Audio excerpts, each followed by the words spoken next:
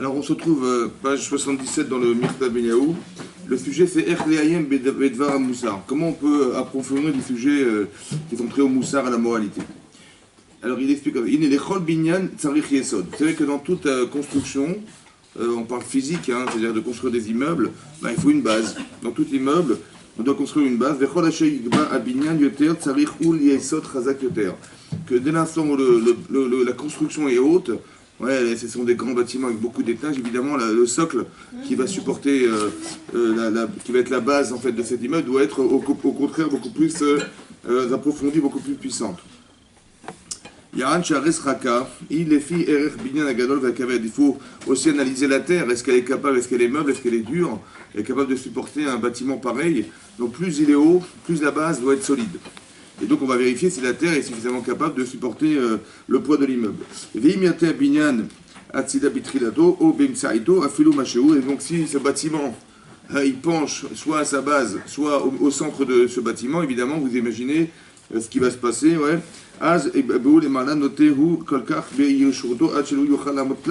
il va tellement se pencher qu'à un moment donné il va devoir tomber. D'accord. Donc si les bases de ce bâtiment, le centre du bâtiment est défectueux, vous allez vous rendre compte que le bâtiment risque de tomber. Donc il va se briser et il va tomber.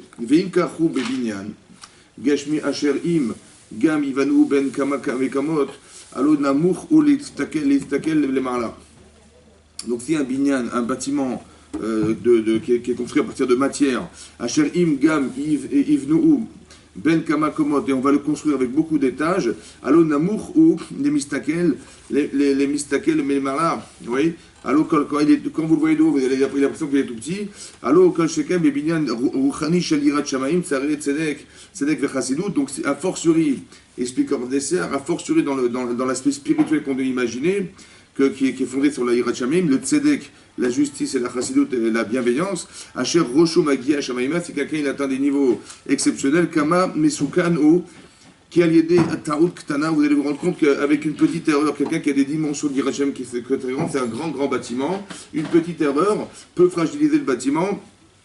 A fortiori, valider Ksat Netia Miashrut Vaimed Vatsida. Et donc, si quelqu'un il s'épanche un petit peu vers l'entité de la droiture, de la véracité et de côté, qui Paul Chazveshalom que le bien coulo, et donc il peut faire effondrer tout le bâtiment, Vecholamalo, Varvodato, et tout le travail qu'il a dû faire, le Hamad, c'est-à-dire les efforts qu'il a dû fournir. Et le travail qu'il a fourni, Mamash, là, si la chavier, ça sera quelque chose de vain. Au Maou, Ayesod, Asher, Nachin, et Binyan, Akir, Razé, Asher, Yuchalamod. Et donc, quand on parle de Binyan, de construction physique, on peut parler à fortiori de construction spirituelle. Il faut faire très attention que plus le bâtiment est haut, plus on atteint des hauteurs dans sa vie, et plus on est fragilisé par des erreurs, des petites erreurs. Vous avez vu la différence entre vous construisez un bâtiment, bon, on s'est trompé de 10 cm, ça va. On verra une petite nuance de 10 cm. Mais sur le plan, quand vous avez le plan de l'architecte, il s'est trompé 10 cm, c'est énorme, vous comprenez? Donc c'est ça qu'il faut se dire, c'est que quand vous regardez les choses dans la hauteur que ça représente, des gens qui ont des très grandes responsabilités, une petite virgule est reprochée. Mais si quelqu'un n'a pas de grande responsabilité, c'est pas grave, on dirait c'est pas grave, il est inconscient ou bien il n'est pas responsable. Vous voyez, plus vous grandissez dans la Torah et le Mizmot, et plus les petites erreurs, les petites défaillances, elles peuvent détruire Chas v'Shalom un binyan. Vous avez vu qu'on a fait des comparaisons physiques et spirituelles. Vous voyez, comme c'est que dans l'idée, au départ, il fallait prendre du principe que tout ce que vous comprenez physiquement, existe spirituellement. C'est en ça que c'est Min HaShamayim. Vous comprenez que les choses, elles sont Min HaShamayim. C'est que tous les phénomènes physiques que vous connaissez, les phénomènes d'apesanteur, les phénomènes de contraction de la terre, les phénomènes de la terre et du spirituel, toutes ces notions-là, en vérité, elles existent dans le spirituel. Il y a un binyan. Elle a dit, comment elle s'appelle, Sarah, elle a dit, Oula Yibané, peut-être que je construirai par Agar une famille. Construire une famille, ça n'a pas de sens. Non, parce qu'on sait que ces notions existent physiquement, elles sont conceptualisables, alors on peut les utiliser aussi spirituellement. Pourquoi c'est comme ça? Parce qu'il faut comprendre, par exemple, on a une mitzvah de nommer un roi en Israël, on a une mitzvah de respecter son père et sa mère, d'accord? Et ça veut dire quoi? Peut-être ça veut dire que par extrapolation, on peut considérer Hachem comme son père. On peut aussi considérer Hachem comme le roi du monde. Donc il faut absolument qu'on ait une notion physique pour pouvoir envisager une notion spirituelle. C'est très important que vous sachiez qu'on crée une image au départ sur laquelle on s'appuie et ça nous permet de mieux concevoir le spirituel. Mais sans image, c'est impossible, quasiment impossible. On ne peut pas se développer spirituellement ou développer une notion spirituelle si on n'est pas capable de la mettre en image de façon physique. C'est pour ça que le Rav Dessler explique qu'on utilise des notions qui sont physiques comme un bâtiment, vous comprenez. Vous avez compris, vous êtes capable de mettre en image, donc vous comprenez. Mettre en image, c'est fondamental parce que votre cerveau ne comprend que ce qu'il est capable de mettre en image. Quand vous dites, quand vous ne comprenez pas, je dis, je ne vois pas ce que tu veux dire. Je ne vois pas ce qu'il n'y a rien à voir, vous comprenez? Non, c'est que je n'arrive pas à mettre en image. Ce que tu dis, c'est trop abstrait, je ne comprends pas. Alors on va donner ce qu'on appelle un machal. Un machal, ça veut dire une parabole, quelque part une histoire, quelque chose qui va vous permettre de mettre en image justement l'idée profonde qui est derrière ce qu'on a voulu dire de façon spirituelle. Shlomo Amelech, il a pensé, c'était un très très grand penseur, mais c'était tellement complexe et inaccessible ce qu'il a pensé qu'il a écrit Michelet. Michelet, ce sont des paraboles, vous comprenez, il a mis en image, parce que le cerveau fonctionne à partir d'images. Oui, quand peut-être il y a une allusion dans la Torah, lorsqu'on nous dit que les Bnei Israël, sur le mont Sinaï, ont vu des sons, ça n'a pas de sens, qu'est-ce qu'ils ont pu voir? Vous avez compris? Ils ont vu des colottes. Ils ont vu en fait ce qu'on ne peut pas, ce qu'on devrait entendre, ils l'ont vu en image. Il a dit Anochi Hashem Elokecha, ils ont vu ce qu'on ne peut pas voir, en fait ce qu'on ne peut qu'entendre, parce que les ondes on ne les voit pas. Mais peut-être que de voir des sons, c'est de comprendre. Vous comprenez? C'est ça, peut-être voir des sons, c'est de comprendre.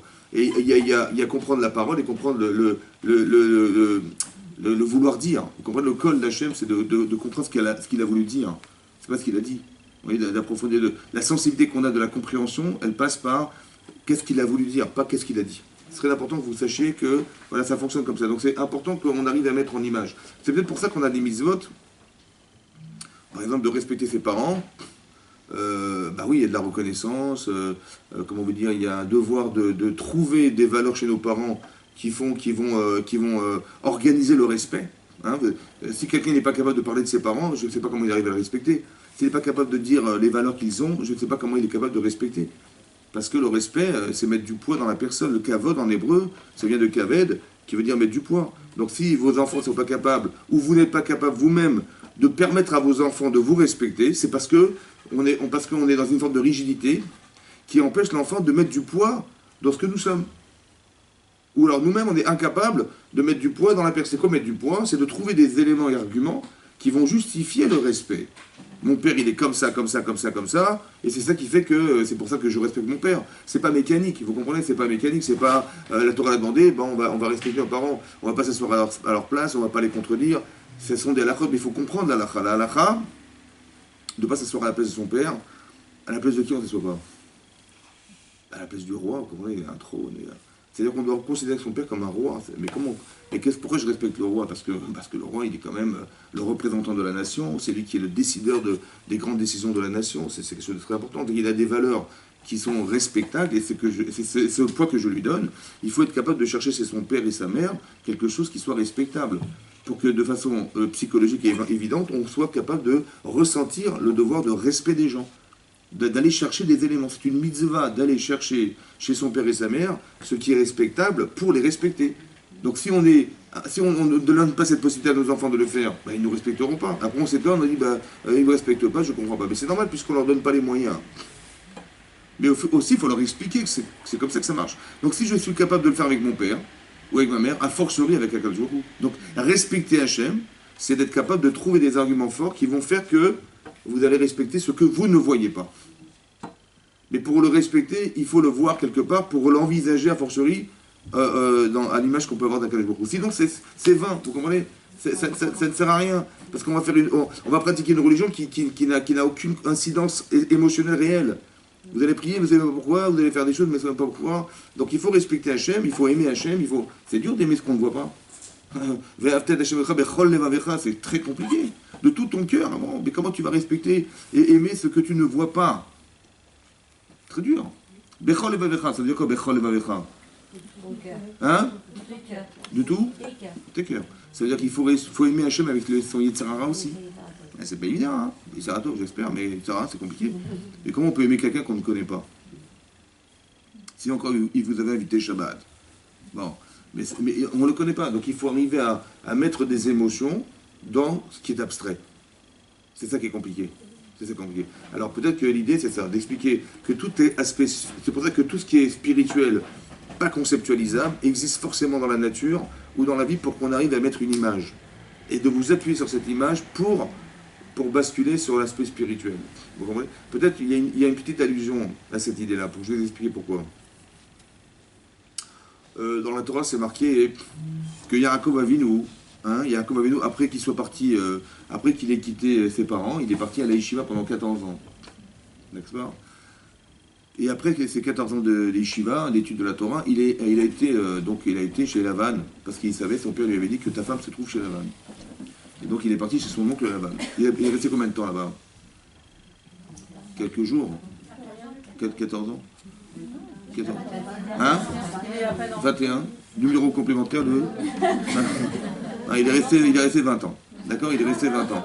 20 ans, c'est beaucoup quand même. 20 ans. À s'être fait rouler dans la farine pendant 20 ans. C'est pas facile. Hein? Bon. Il est resté 20 ans là-bas. Et après, il est retourné sur le chemin lorsqu'il a quitté Lavan. Lorsque Yosef est né, il est parti de chez Lavan, il est retourné chez ses parents. Ça a pris 2 ans. Il est resté au final 22 ans. Et lorsqu'on lui annonce que son fils a disparu, et on lui présente la kétonnette, la fameuse tunique de son fils qui est aspergée de sang, il dit Taraf Yosef. Et il dit voilà, mon fils a disparu. Il a pleuré Yamim Rabim. De nombreux jours. Mais Rachid expliquait que ce n'était pas des jours. C'était des années. C'est bizarre qu'on ait dit des jours pour dire des années.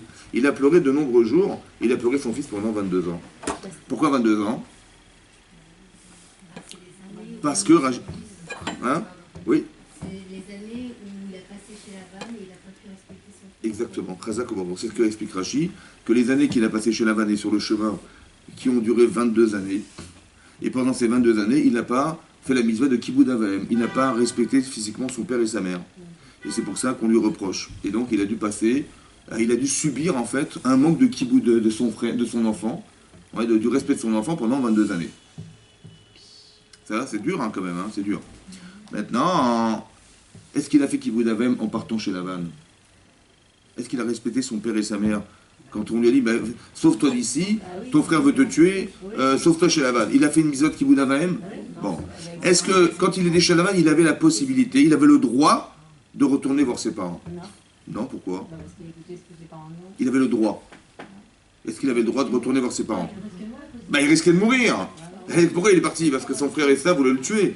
Est-ce qu'on a la mitzvah de respecter ses parents au détriment de sa vie? C'est sûr que non. Donc, il était largement exempté de la mitzvah, et 2, il a fait ce qu'il a pu, il a fait la mitzvah de Kiboud Avaim, il a écouté son père et sa mère, il est parti chez Lavan, au final il est parti chez Lavan. Alors qu'est-ce qu'on lui reproche? Hein?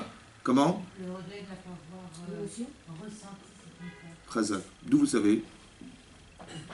Vous avez une intuition féminine. C'est juste, c'est exactement ça. Mais d'où on le sait? Alors le Maral de Prague, il explique comme ça. En fait, c'est marqué dans les versets. C'est marqué que quand il a travaillé chez Lavan, Vayaravod, Yaakov et Rachel, il a travaillé Yaakov pour Rachel, Sheva Shanim, 7 années. Pas 7 années, 7. 7 années. Il a travaillé 7 ans. Veyayu BNF Kiyamim Achadim. Et ces années-là, elles sont passées Kiyamim, Achadim, comme des jours uniques. Be'avatota par amour pour elle. C'est marrant qu'on ait dit des jours pour dire des années. Comme on a dit des jours pour dire des années. Pour dire quoi finalement? Pour expliquer que... Attendez, si quelqu'un il est préoccupé parce qu'il ne peut pas aller voir ses parents, c'est impossible qu'il aille voir ses parents. Parce que s'il va voir ses parents, il va être condamné à mort, c'est pas possible. Ça le dérange ou pas? Au fond, il dit, j'aurais tellement aimé y aller, mais je peux pas. Tous les jours, il dit, j'aurais aimé respecter mes parents, faire cette bien, mais je peux pas y aller, parce que mon frère va m'assassiner. Il est dérangé ou pas? Évidemment. Est-ce que c'est long à vivre ou c'est court à vivre? Et là, c'était... Comment c'est possible? C'est de là que le Maral y déduit qu'il n'a pas ressenti le besoin.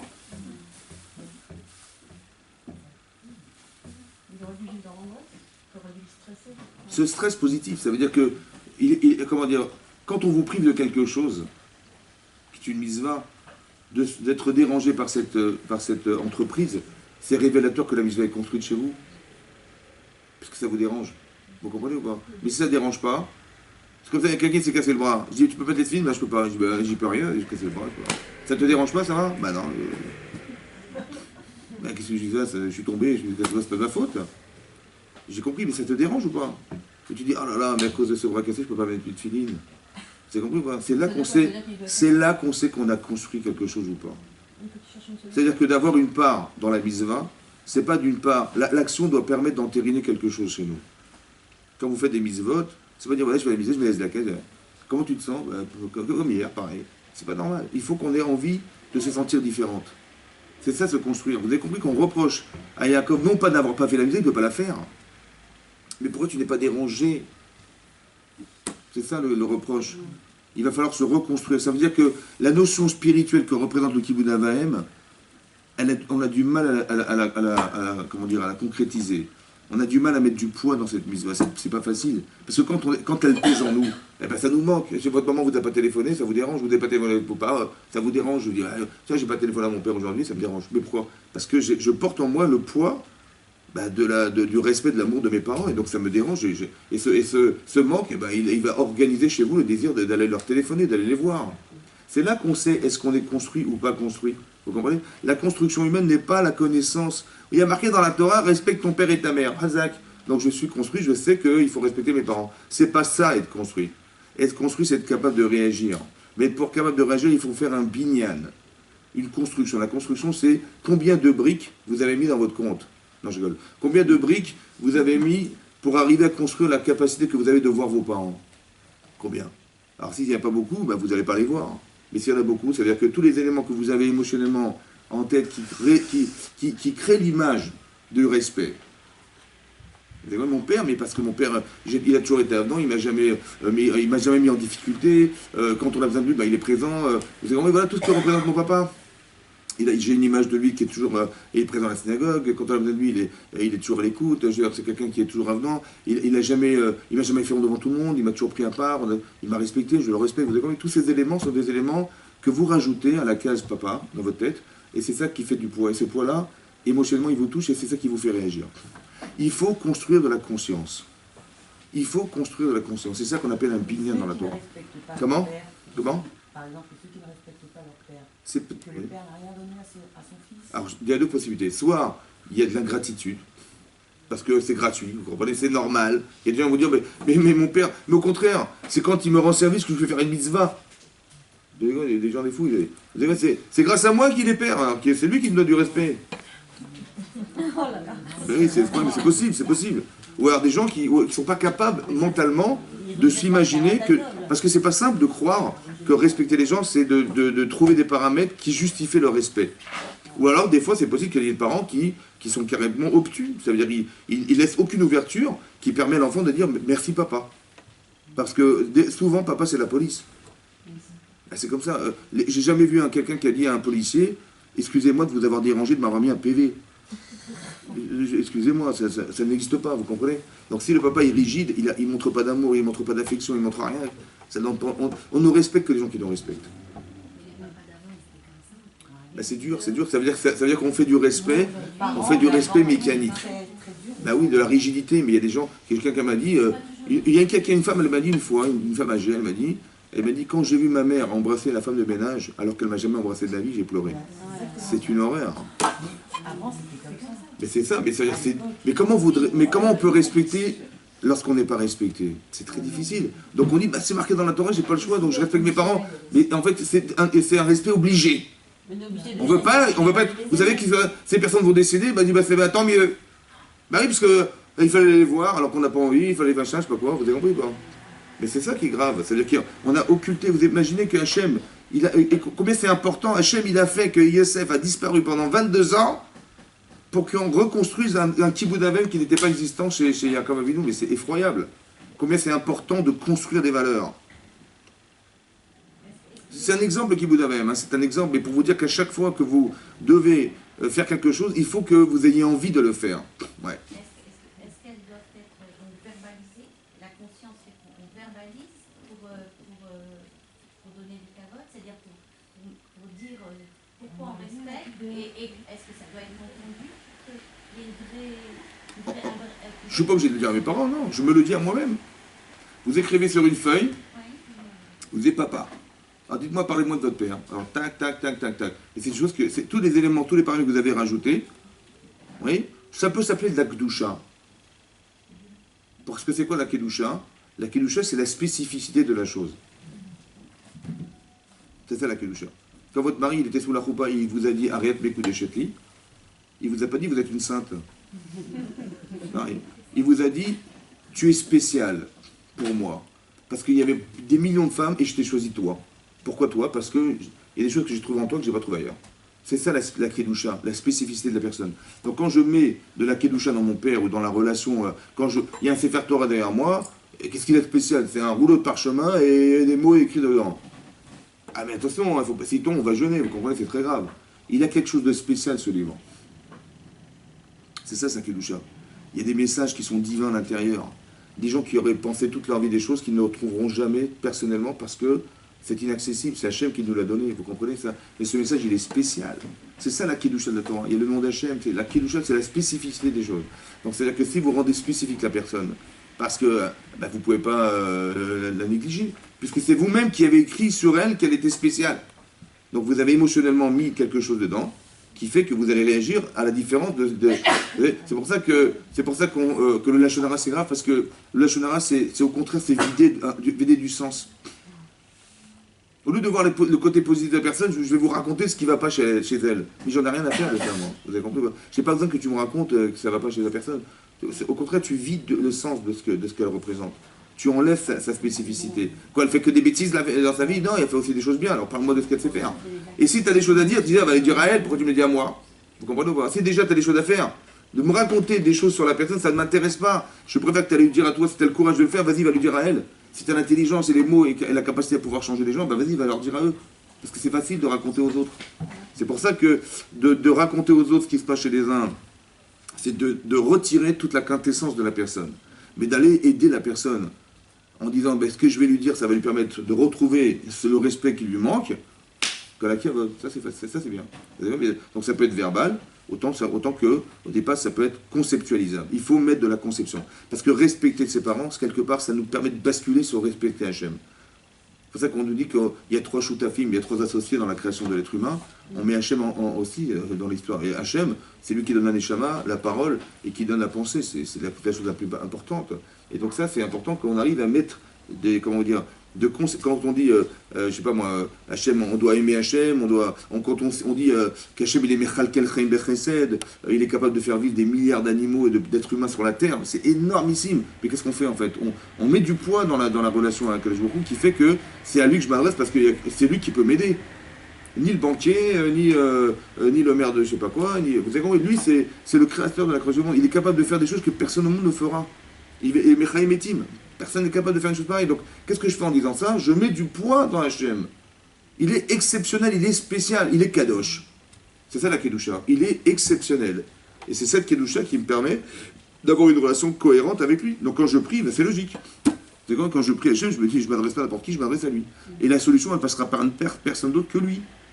Parce qu'il est spécial. Il est Kadosh, Kadosh, Kadosh. Kadosh, ça veut dire quoi? Spécial. Mais il n'est pas seulement Kadosh, il n'est pas seulement spécial. Il est spécial du spécial. Et même ce que tu ne peux même pas imaginer qu'il est spécial, il est encore spécial. C'est-à-dire, il est vraiment exceptionnel. Vous avez compris? C'est ça, Kadosh, Kadosh, Kadosh. 3 fois Kadosh pour dire que même ce que tu pourrais croire, c'est loin de ce qu'on peut imaginer. Et même dans ce que tu n'imagines même pas, c'est encore loin de ce qu'on peut imaginer. C'est ça, Kadosh. Il est spécial. Et donc, c'est ça qui donne du poids.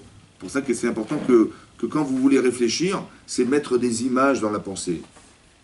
Un peu comme si vous vous adressiez à un enfant. Parce que si vous êtes trop théorique, vous savez qu'il ne va rien comprendre. Alors qu'est-ce que vous faites? Vous êtes un machin. Mais pourquoi c'est nécessaire de mettre en image? Pourquoi mon cerveau n'est pas capable de pouvoir conceptualiser les choses de façon théorique sans passer par l'image? Vous savez pourquoi? Hein? Mais pourquoi c'est nécessaire? Pourquoi Hachem n'a pas fait en sorte qu'on comprenne sans besoin d'image? Parce que dans un monde matériel. Mais pourquoi votre cerveau il ne comprend pas l'abstraction? Et ça ne suffit pas. Je dis, je ne comprends pas je comprends pas ce qu'elle a dit. Je comprends pas ce qu'il a dit. Par exemple, comme il s'appelle Avraham Avinu, il n'a pas compris sa femme. Quand elle lui a dit attention, elle lui dit il faut divorcer de Hagar et de son enfant. Elle n'a rien compris. Il a dit quoi comme? C'était Ra Be'enav. C'était Ra Be'enav. Ça veut dire c'était contraire à sa nature. Lui, il ne peut pas se séparer des gens. Au contraire, c'est contraire. Et Hachem, il est obligé de dire mais écoute ce qu'elle a dit. Pourquoi il n'a pas vu? C'est pas dans son cœur. Hein? Il n'a pas senti. Il n'a pas senti. Mais pourquoi il n'a pas senti? À cause de quoi? Il n'a pas vu. En fait, il est victime de ce qu'il est lui-même. C'est ça qui est dingue. Parce qu'il est chesed. Mais c'est inenvisageable. Il ne voit pas le mal. Mais elle est moins ou pas? Mais elle est plus que quoi? Elle est plus que lui quoi? Rachid dit qu'elle a plus de corps névois que son mari. Là, c'est marqué que de là on apprend, parce qu'elle a vu, c'est pas qu'elle a vu, elle n'a rien vu du tout. Hein. Elle a su. C'est comme votre mari, il vous demande, mais qu'est-ce que tu penses de ça? Vous dites, je le sens pas. Il dit, d'où tu sais? Je sais pas. Je peux pas t'expliquer, c'est comme ça. Mais d'où vous savez? Bah, c'est inexplicable.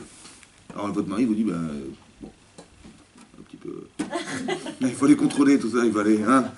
Mais c'est comme ça, c'est des femmes, il a une intuition. On va tirer, elle a vu, elle a su. C'est pas qu'elle a vu, elle a ressenti quelque chose. Et il y a des choses qui. Mais pourquoi elle ressent une femme plus qu'un homme? Pourquoi? Pour une femme, elle a plus peur qu'un homme. Elle est plus dans l'émotion. Hein?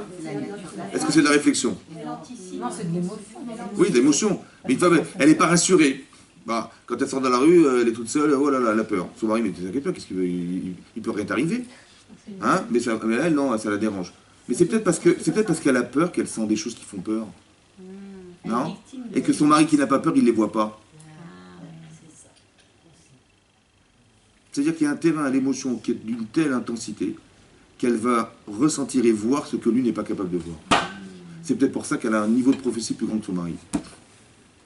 Parce que son émotion...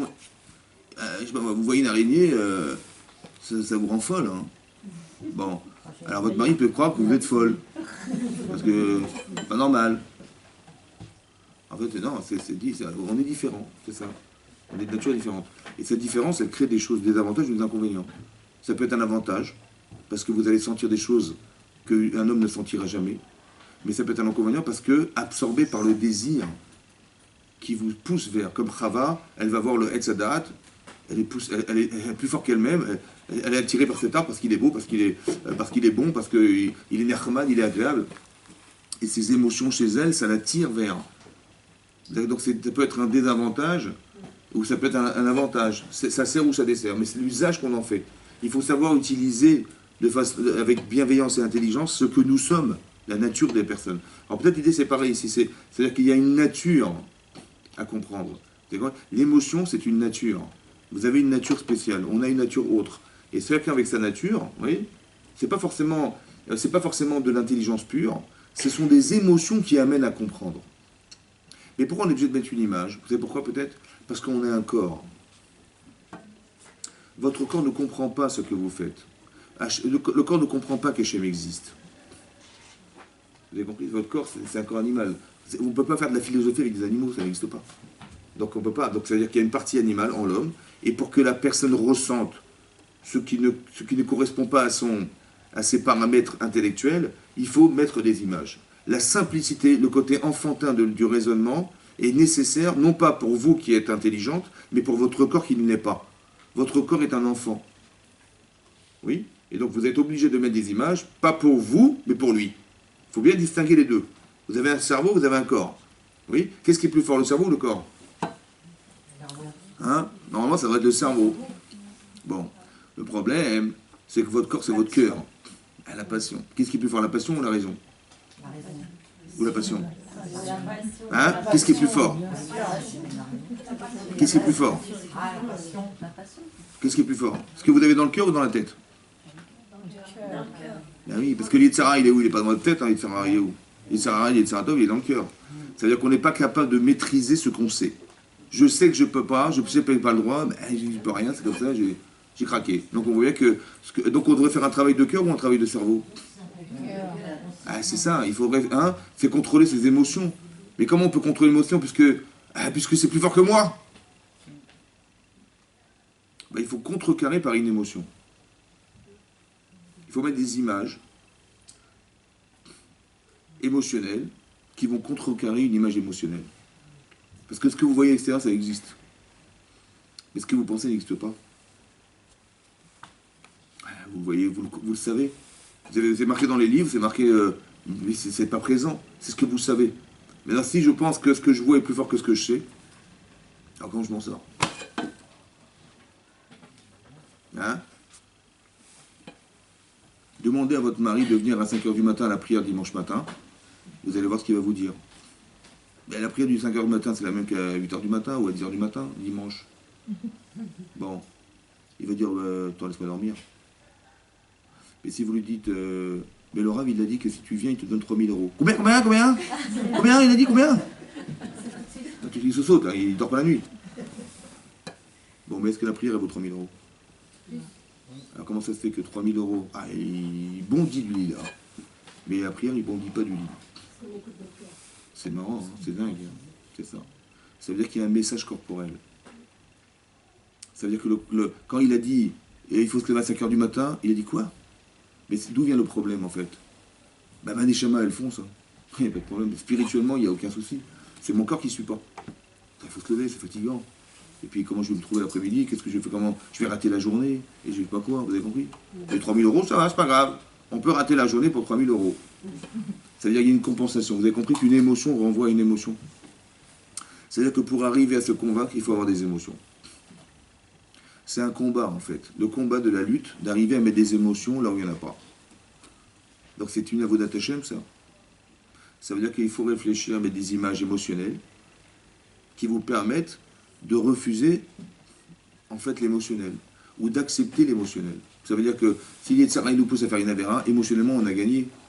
Mais on sait pertinemment qu'on a gagné sur le court terme mais jamais sur le long terme. On sait, c'est comme ça. C'est comme un enfant, il dit mais pourquoi t'as fait cette bêtise? Mais j'avais envie, mais tu sais rien, rien les conséquences. Donc votre cerveau il sait ce qui est nécessaire de vivre, d'accord? Mais encore faut-il lui donner l'information. Et deux, de savoir qu'il y a un axiome que dans une avéra tu gagnes à court terme et jamais à long terme. C'est une règle. Mais à part ça, il faut mettre l'émotion qui va avec. Donc l'expérience permet d'avoir l'émotion. Si quelqu'un il s'est trompé une seule fois dans sa vie, il a vu qu'il a fait une avéra, il a gagné sur le court terme, mais sur le long terme, il a perdu, mais plus que ce qu'il avait cru. Cette émotion, il faut la cristalliser. Pour dire c'est terminé. Demain, tu vas pas... Parce que c'est de la répétition, vous comprenez? Quand on a une satisfaction dans la vie d'une avéra, on est en recherche du plaisir que ça nous a procuré. Donc, et ça revient. C'est ça, une avéra entraîne une avéra. Ça veut dire que c'est pas mécanique, en fait, c'est émotionnellement touchant. Donc la personne, elle veut retrouver, elle est, on va dire, comment vous dire, elle a tellement été... comment dire... ça lui a tellement plu d'avoir fait cette avéra qu'elle a la nostalgie du désir, et donc elle va répéter l'opération parce que ça lui a procuré un plaisir. Mais c'est toujours à court terme, jamais à long terme. Sur du long terme, ça ne marche pas, une avéra ne marche pas. On ne peut pas trouver une complaisance, une harmonie, un équilibre dans l'avéra, ça n'existe pas. Quelqu'un qui vend toute sa vie, ça passe pas, il vole toute sa vie, ça passe pas, et comme on va s'arranger, je vais m'arranger, on ne peut pas s'arranger. C'est contraire au principe, c'est ça la Torah. Et donc il y a une logique derrière, et il y a aussi une émotion qui va avec. Parce que les gens diront, oui, ça a raison, mais alors? Quand vous dites à quelqu'un, mais c'est la source que tu fais, il dit, t'as raison, et alors? Vous avez compris? Ça veut dire que, parce qu'on est théorique, donc il ne comprend pas ce langage. Lui qui n'a pas envie, qui a envie de garder cette émotion forte qu'il a gagnée en faisant une avéra, il n'est pas capable de vous entendre parce qu'il s'en fiche. Parce que ce que vous dites est théorique, il ne comprend même pas ce que vous dites. Donc il faut être capable de s'exprimer avec des mots qui ont du poids émotionnel pour dire, tu vois, tu vas perdre ça. Ah ouais. Là, tu gagnes ça, mais entre combat, tu vas contrebalancer contre quoi? Contre ça que tu vas perdre, mais tu penses que c'est nécessaire de le faire. Ce raisonnement que je vous donne, c'est le raisonnement qu'on doit tenir. Que votre cerveau, il va vous permettre de réaliser ce que vous désirez. Parce que j'ai envie, mais il faut le réaliser. C'est vrai ou pas? Donc votre cerveau, il va réfléchir comment le faire. Il va vous dire, tu fais comme ça, tu vas voir, tu vas réussir. Bon, mais donc votre cerveau, il vous permet de réaliser un plaisir. Mais votre cerveau, il peut aussi vous servir à analyser le plaisir. C'est qui désire? Ah, c'est ça le problème. Et quand je vois que c'est lui, je dis, oh là là, tu crois qu'on y va ou pas? Et il faut que mon cerveau il donne des arguments à mon corps en lui disant, tu vas perdre. Mais pour tenir ce raisonnement, il faut avoir envie de ne pas se perdre. Et d'avoir des arguments forts pour dire, tu vois, si tu fais ça, ça n'ira pas. C'est quand des gens, ils braquent des banques, parce que c'est facile de gagner de l'argent facilement. Hein? Il a déjà, il miroite le yacht, je sais pas moi, il va vivre sur une île déserte, il s'est inventé un... avec tout l'argent qu'il va gagner, il peut se payer tout ça.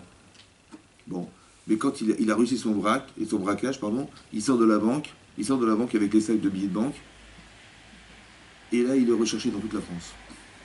Ça va? Donc, il est recherché partout. Les billets de banque, je ne sais pas comment il va s'en servir. Et évidemment, il faut qu'il change son nom, son identité, il faut qu'il maquille tout ce qu'il a fait. Et le matin, il dort pas la nuit parce que le matin, il n'est pas sûr qu'on va l'attraper. C'est quoi cette vie? Quand vous lui dites, mais c'est ça ta vie de demain, il dit, attends, est-ce que j'y vais ou j'y vais pas?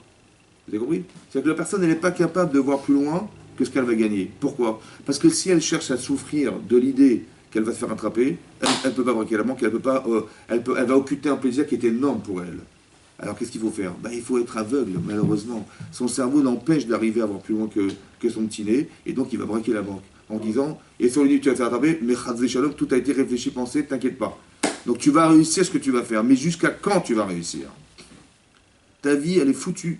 Parce que demain, tu vas te faire braquer dans toute la France, tu ne vas pas pouvoir sortir de chez toi, tu vas te retrouver seul, tu ne profiteras pas de l'argent que tu as gagné, tu ne vas rien faire avec. Alors à quoi ça sert? Et ce sentiment, il est fort. Il est plus fort en vérité que l'intérêt que j'ai de braquer une banque. Et c'est ça qui va faire que la personne va se dissuader et elle n'ira jamais braquer la banque. Donc ça veut dire qu'il faut arriver à voir à long terme et mettre des émotions contrebalançant le désir que j'ai de faire. Venez tout là. C'est ça. Hein? Vous raccourcissez en mettant de l'émotion, vous raccourcissez la distance entre la tête et le cœur. Exactement. Ça s'appelle de la lucidité, ça. Il y a quand même une plus grande distance, c'est ça, parce que entre la pensée et l'action, parfois, même si en mettant de l'émotion, il faut encore un peu plus Pourquoi? y arriver. Pourquoi? Tu sais pourquoi? Non. C'est comme ça. C'est parce que le désir, il est plus fort que ce que vous pensez. C'est une question de poids. C'est comme une balance. Vous avez une balance avec deux plateaux. Donc vous dites ça, la banque, la belle vie, je sais pas moi, je vais acheter une île, je vais être complètement isolé, je vais vivre ma vie sur une place de machin, il a une maison avec une piscine extraordinaire, il a mis ça. De l'autre côté, vous dites, il va se faire attraper. Mais non, il va pas se faire attraper. Je peux pas penser ça c'est une souffrance, ça c'est un plaisir. Donc il faut que dans la souffrance, tu vas souffrir encore et encore. Et plus que ce que tu crois. Donc je mets du poids de l'autre côté, il faut que ça contrebalance. Pour faire décider quelqu'un, il faut que ça contrebalance. Hein? Ou moins égal. Qui disent, tu as raison, je vais réfléchir. Des fois, les gens vous disent, bah écoute, tu as raison, je vais réfléchir. C'est-à-dire qu'on est à 50-50. Et quand on dit, ouais, tu as raison, c'est qu'on a fait plus que 50. Votre cerveau, c'est une balance. Quand vous décidez quelque chose, c'est le poids de la décision qui vous pousse à agir. Le poids de la décision. Donc vous avez mis des arguments qui vous poussent à dire, bah oui, bien sûr, c'est ça que je vais faire. Mais combien il y a de poids? Plus c'est lourd, plus vous faites. Plus c'est intéressant, plus vous allez faire. Plus vous mettez du poids dans votre père et votre mère, plus vous allez respecter. C'est comme ça. Donc il faut mettre des émotions et il faut mettre des images. Il faut se rappeler. Ça va, il faut se voir, il faut se rappeler. Pourquoi c'est comme ça? Parce que votre corps ne comprend pas ce langage. Quand c'est marqué dans la Mishnah, il y a une Mishnah dans le Brachot qui dit qu'à la fin de l'étude de la Torah, qu'on a fait étudier, on dit Anarchnu amelim ve'am amelim. Nous, on œuvre dans la vie, et aussi ils œuvrent dans la vie. Ceux qui étudient la Torah, ils œuvrent dans la vie, et ceux qui étudient la Torah, aussi, ils travaillent, ils œuvrent dans la vie. Mais nous, on est amel ba Torah, et on reçoit un salaire. Mais eux, ils sont amelim, il n'y a pas de salaire. Voilà, il y aura zéro. Anarchnu yoshvim bemet midrash, on s'installe dans l'étude de l'étude, mais eux, ils sont dans les yoshvim kranod, ils sont dans les coins des rues, ils font rien. C'est un Tana qui a écrit cette Mishnah. Vous savez ce que c'est un Tana? C'est un penseur, mais c'est un langage enfantin. La Mishnah, nous on est comme ça, et pas toi, c'est comme ça que c'est marqué. Nous on est comme ça, et pas toi, voilà, ouais. C'est quoi ce langage? On dirait un langage d'enfant. Pourquoi c'est un langage d'enfant? Pour le corps. Parce que votre corps est un enfant. C'est comme ça. Quand vous voyez des adultes qui ont des comportements d'enfant, vous dites on dirait un gamin. Oui, on dirait un gamin, franchement quoi. Mais pourquoi? Parce que c'est son corps qui agit, c'est pas lui, c'est son corps. Lui, il a 50 ans et on dirait un enfant. Pourquoi? Mais il a un cerveau d'adulte et il a un corps, et ses besoins sont des besoins d'enfant. Et c'est pourquoi? Parce que le gouffre est un enfant. C'est-à-dire qu'on le sait que c'est comme ça. Donc il faut avoir un discours enfantin, simple, simpliste, ne pas pour répondre à ce que vous savez, mais répondre à ce que vous ressentez. C'est enfantin. Pour que votre corps y suive, il faut que, si vous dites à un enfant, c'est comme un enfant, vous dites, il faut travailler mon chéri, d'accord?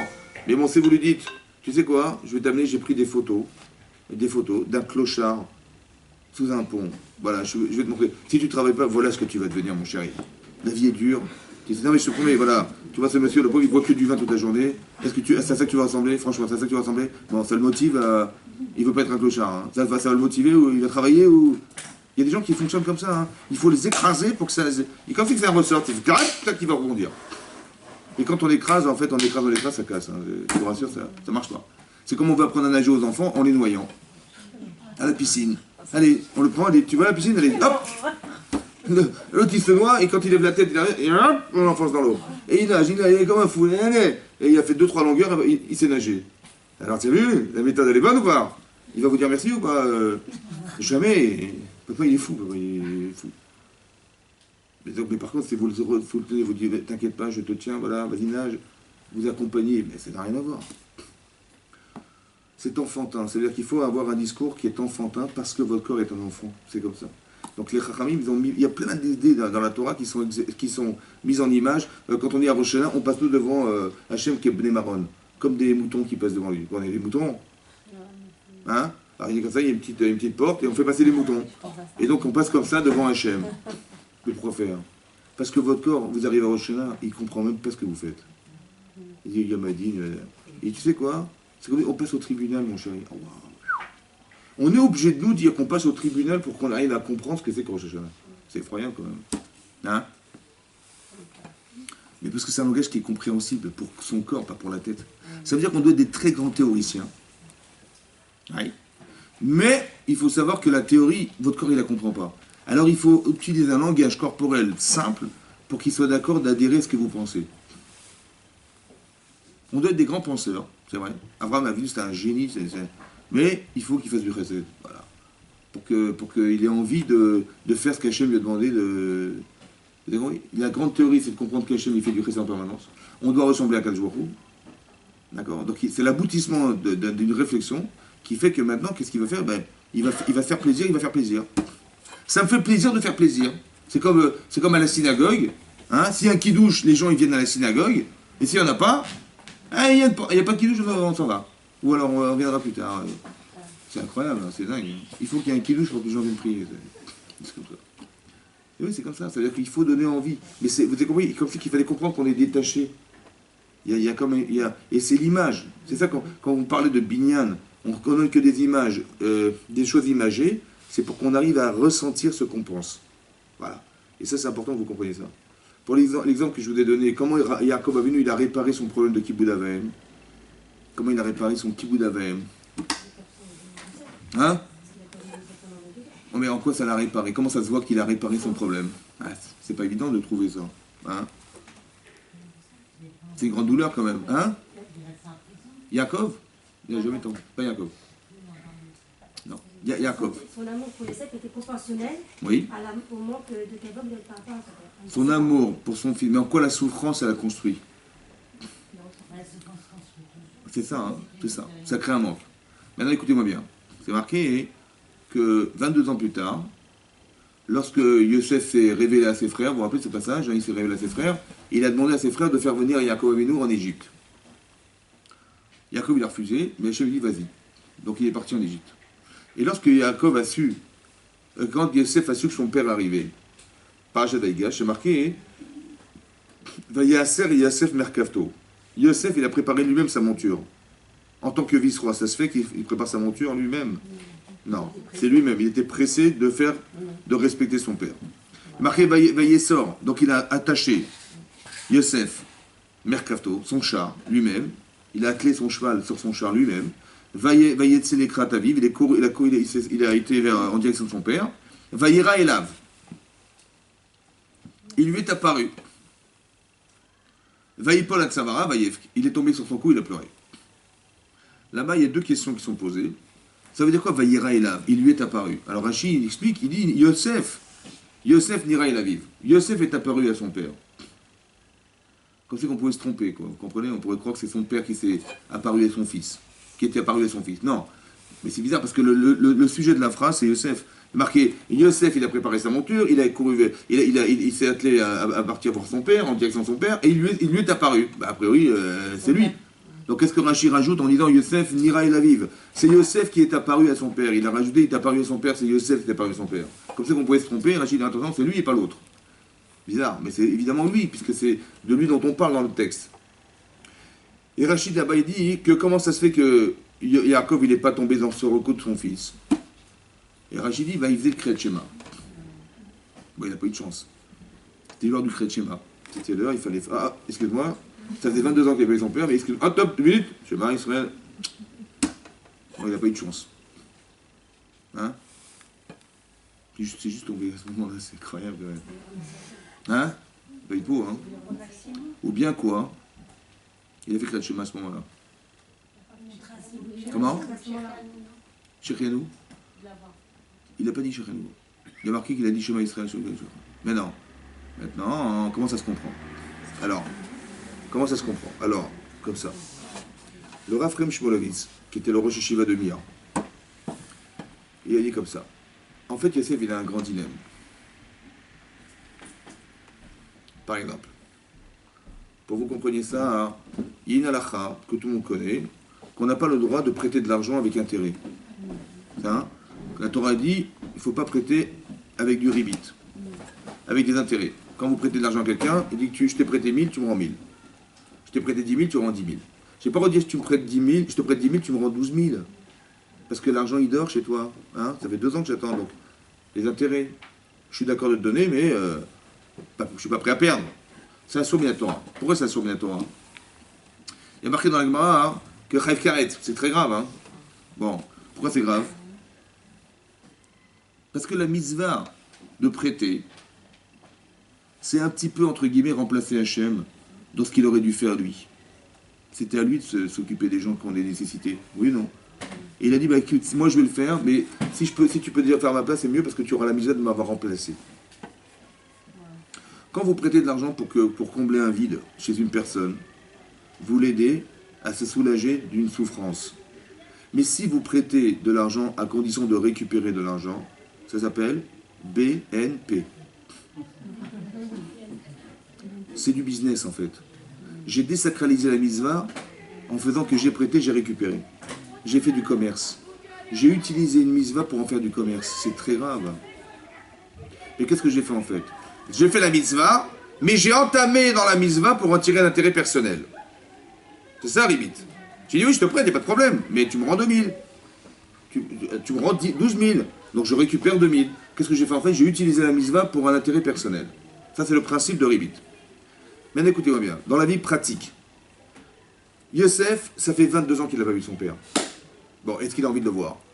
Mais évidemment. Mais la mitzvah qui lui incombe, c'est quoi? La mitzvah de Kibud Avaim, de me respecter mon père, c'est de lui faire plaisir de me voir. C'est ça ou pas? Mais quand je vais le voir, je ne vais pas entamer dans la mitzvah qu'il me voit. Vous comprenez français ou pas? Bah oui, quand je vais voir mon père, d'un côté, je vais faire une mitzvah de Kibud Avaim parce qu'il va être heureux de me trouver. Mais d'un autre côté, moi qui vais le voir, je vais jouir je vais prendre de l'intérêt, on va dire, dans la mitzvah qui m'incombe de me montrer. Et comment je vais faire alors? C'est ça ce qu'il a dit, c'est ça le problème. Vous savez à ça, il a répondu Rashi. Yosef n'ira el aviv. Yosef, il n'a pas vu son père, il s'est montré à son père. Il était capable de maîtriser ce désir dans son cœur, dans son cœur, de faire que je ne fais que pour mon père. C'est énorme. Donc ça, c'est la mitzvah de Kibud Avaim de Yosef vis-à-vis de son père. Maintenant, comment il s'appelle? Yaakov Avinu, est-ce qu'il a une mitzvah de respecter son fils? Est-ce qu'il a une mitzvah de respecter son fils? Mitzvah. Non. Moi, j'ai une mitzvah d'honorer mes parents. Mais est-ce qu'il y a Yaakov Avinu, il a une mitzvah d'honorer son fils? Non. Très bien. Par contre, il a une mitzvah d'aimer Hachem, Bechol. Est-ce qu'il a envie de voir son fils, lui? Est-ce qu'il a envie de le prendre dans ses bras? Mais est-ce qu'il n'a pas l'occasion unique dorénavant, quand il va le voir arriver, de dire j'aime Hachem plus que tout, plus que même l'enfant que j'ai pas vu depuis 22 ans? Il peut ou pas? Ouais. C'est pour ça qu'il a fait Shema Israël. Vous avez compris ou pas? Mais ça, c'est pas l'extrapolation du Kibud Avaim, ça. C'est-à-dire qu'il n'a pas fait respecter son père, mais il devait respecter son père pour respecter Hachem. Alors Hachem, il a privé de son enfant pour qu'il respecte Hachem d'une autre manière. Ça veut dire que ce qu'il a vécu était l'opportunité de réparer ce qu'il avait raté un jour. Mais ça, faut le réfléchir, mitzvah. Pas dire, ah, mon fils 22 ans, papa, viens dans mes bras, viens dans mes bras. S'il avait fait ça, il aurait occulté. Mais lui, il a réfléchi mitzvah. Il dit, mais pourquoi ça m'est arrivé? Pourquoi Hachem m'a privé de cet enfant? Pourquoi j'ai vécu un truc pareil? Il a compris que c'est un problème de Kibud Avaim. Mais à quoi ça sert le Kibud Avaim? Est-ce que ça ne sert pas non plus à extrapoler sur Hachem? Alors il a dit, ouais. Alors j'ai dit, je profite de l'occasion de respecter Hachem. De quelle manière? Je fais Shema Israël. Hachem, le Hachem Baruch, Hachem Kevod, Marchon Aved. Donc c'est ce qu'il a fait. Donc c'est ça qu'il a. Mais ce sont des émotions exploitées, vous comprenez? Il a exploité le manque pour utiliser ça, hein, pour Hachem. Et ça a pris 22 ans de sa vie. C'est-à-dire qu'il a mis 22 ans pour arriver à récupérer ce qu'il avait raté pendant 22 ans. Vous avez compris ça? C'est-à-dire que mais pourquoi c'est comme ça? Parce que Jacob à 147 ans, il est décédé à 147 ans, ouais. Il va voir Hachem, il dit voilà, écoute, Kol HaKavod. Hachem il dit Kol HaKavod, mais bon, Kibboud Aveh, malheureusement, tu n'avais pas fait. Il va dire pardon? Il dit il te manque cette mitzvah. C'est ce qui va se passer à la fin de sa vie, oui. Mais qu'est-ce qu'il va lui dire Jacob à Hachem? Il dit mais j'ai pas compris, mais il fallait que tu t'arranges pour que j'arrive à accomplir cette mitzvah, je l'ai raté, mais c'était à toi de créer les opportunités. Il va pas lui reprocher ça un jour? Évidemment. Donc ce qui nous arrive, c'est ce qu'on aurait dû demander à Hachem un jour. Vous comprenez ce que ça veut dire ça? Il ne faut pas se plaindre de ce qui nous arrive, parce que c'est ce qu'on lui aurait demandé qu'il fasse pour qu'on arrive à combler ce qu'on n'a jamais comblé dans sa vie. Donc ce qui nous arrive, on ne peut pas se plaindre. Comme si que ce qu'on vit, c'est ce qu'on aurait dû demander. Parce que qui peut prétendre qu'il est plus intelligent qu'Hachem? Quelqu'un peut dire? Donc est-ce que j'ai le droit de me plaindre de ce qui m'arrive? Sachez que ce qui vous arrive a été réfléchi par qui? Est-ce que vous avez l'audace de croire que c'est trompé? Donc quand je me plains, quand je fais une manifestation, je dis, mais je ne suis pas d'accord, et je vais faire des manifestations entre la République et la nation. Mais je ne peux pas me plaindre de ce qui m'arrive, parce que je fais une révolution, mais tu te rends compte de ce que tu fais là ou quoi? Tu te plains de quand devant qui? Devant Hachem, mais de quel droit tu crois que qu'il a eu tort et tu as eu raison? Mais tu plaisantes. Donc il faut accepter ce que vous vivez, parce que ça vient répondre à quelque chose. Ce sont des mécanismes qui nous permettent, d'accord, par les émotions physiques, de combler une émotion physique. Il a manqué de ressentir le besoin d'aller voir ses parents.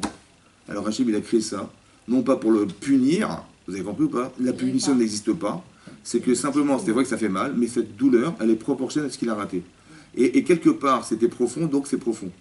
C'est comme ça, parce que c'est pas normal qu'il n'ait pas ressenti. Bien sûr, c'est à son niveau, bien sûr, vous avez compris, il faut prendre ça avec des pincettes. Mais juste vous expliquer des mécanismes que vous avez vus, que ce sont des émotions à chaque fois qui sont renvoyées sur des émotions manquantes. Et on les comble parce que de se construire, ça passe par des émotions. Ça ne suffit pas de savoir la Torah, il faut ressentir les choses. Quand il y a une allusion dans la Torah, vous savez, Hachem il a demandé à Moshe Rabbeinu, tu vas prendre l'étape de la loi et tu vas graver les 10 commandements. Ça va? Dis les Pirkei Avot, c'est marqué dans les Pirkei Avot, les Maximes des Pères, c'est marqué Charut ala luchot. Charut, ça veut dire tailler sur les tables, graver sur les tables. Altikre Charut, ne lis pas gravé, mais Cherut libre. Qu'est-ce que ça a à voir avec la choucroute? Ça veut dire quoi? Gravé, ça veut dire libre. Qu'est-ce que ça veut dire? Vous savez quoi? Tant que vous n'avez pas gravé, vous n'êtes pas libre. Tant que vous n'avez pas gravé les notions en vous, vous n'êtes pas libre. Ça veut dire, le Yetzirah demain, il vient, il vous avale. Il faut que ça soit Charut, que ça soit gravé en vous. La table de la loi, c'est votre cœur. Il faut que l'information ne soit pas simplement photocopiée sur vous. Le Rav, il a dit.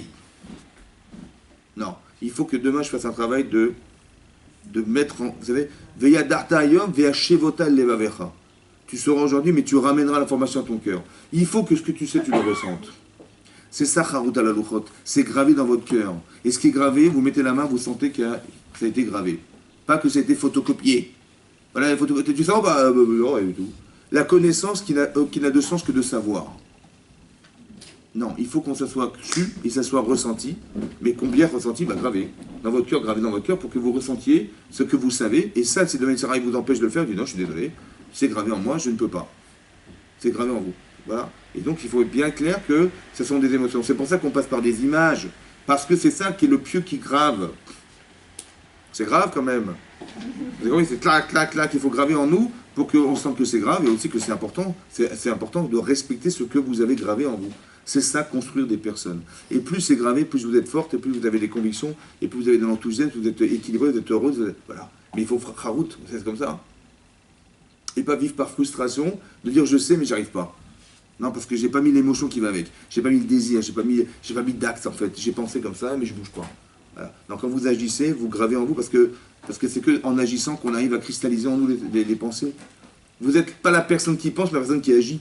La personne qui agit, elle est responsabilisée, elle existe. Parce que vous avez mis votre corps en énergie, ce que la pensée n'est pas. Et donc c'est important d'agir parce que vous avez fait participer votre corps à ce que vous pensez. Donc vous êtes deux. Alors que lorsque vous pensez sur une table en réfléchissant, vous êtes tout seul. Toute seule, vous réfléchissez tout seul. Votre corps, il n'est pas forcément capable de faire ce que vous pensez. Donc il faut agir, d'avoir le courage, il faut des midotes, il faut des qualités humaines, il faut pour se donner la force d'agir. Mais quand vous agissez, vous gravez en vous. C'est ça gravé, Harut à la Luchot. Et c'est ça d'être libre. Que lorsque vous avez la capacité de pouvoir agir de façon cohérente, alors vous êtes libre. Pas prisonnière de ce que vous avez, que de ce qu'on voudrait vous faire faire. Pas prisonnière. Vous êtes libre. C'est ça. Quand c'est pas gravé, on peut être prisonnier de ces idéaux, de ces pensées, de cette mauvaise milieu, de ce que vous voulez. Mais quand c'est Harut, alors j'ai quelque chose de gravé en moi qui va contredire ou contrebalancer ce que j'ai envie de faire qui n'est pas permis. Peut-être que l'éducation des enfants, elle passe par ce principe. D'éduquer, c'est pas de faire savoir. Ça fait 10 fois que je te répète. Vous connaissez la formule? Bon, ça marche pas. Mon fils, il est fou. Et ça veut dire, il est sourd. Je vais l'amener chez l'ORL. Non, il n'est pas sourd, il n'a pas envie. Je n'ai pas trouvé les mots qui lui ont permis d'avoir. Peut-être que je ne l'ai même pas respecté. Peut-être c'est simple, des fois je ne l'ai pas respecté. Et je lui ai imposé. Et je croyais que c'était bien, mais il faut imposer aux enfants. Mais quand on impose, on ne respecte pas les gens. Et quand on nous impose, ça va une fois, ça va deux fois, mais ça s'arrête là. Combien on peut imposer aux gens? Vous avez compris? Mais tu m'as pris pour qui? Forcément, il y a un blocage qui va se créer un jour. Obligé. Il faut inviter les gens à faire. Il faut donner envie de faire. Il faut que la Torah, il faut que quand vous transmettez des messages, vous donniez envie aux autres de faire. C'est ça qu'il faut. Il faut donner envie. Et quand on donne envie, qu'est-ce qui peut au contraire? Il n'y a rien qui va arriver. Il faut mettre des émotions. Il faut mettre des petits bonbons sur la table. Bah, c'est comme ça, pour qu'il veuille travailler, il faut mettre des petits paquets de bonbons. Il faut mettre mais c'est parce que c'est un enfant. Il ne sait même pas pourquoi il va à l'école.